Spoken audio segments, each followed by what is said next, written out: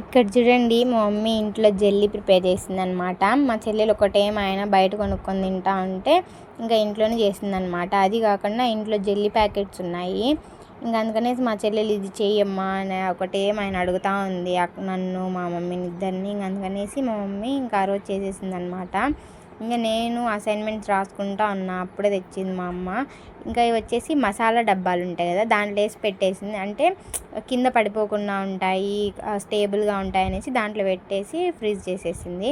ఇంకా టేస్ట్ అయితే బాగానే ఉంది. నాకైతే ఫుల్ జలుబు దగ్గు, అందుకనేసి నేను తిన్నాను అనేసి మా చెల్లెలకి ఇస్తున్నాను. మా చెల్లెలు మా తమ్ముడు మేము ఒక హాఫ్ తినే లోపల ఒకటి పూర్తిగా తినేసినారు. ఎంత స్పీడ్గా తింటాందో మా చెల్లెలు అయితే. అస్సలు చూడండి లేపేసింది అప్పుడే. నాదేమో ఇంకా అంత ఉంది.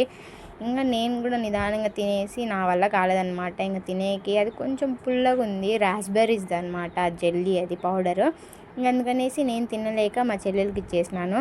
ఇక్కడ మా తమ్ముడు వచ్చేసి సెకండ్ కప్పు తినడము. నేను మా మమ్మీ ఒక్కొక్క కప్పు తిన్నాము. ఇంకా మా డాడీ ఫోన్ చేస్తా ఉంటే మా డాడీతో మాట్లాడుతూ తింటాను మా మమ్మీ. మా డాడీ మీకు హాయ్ చెప్తాడు చూడండి.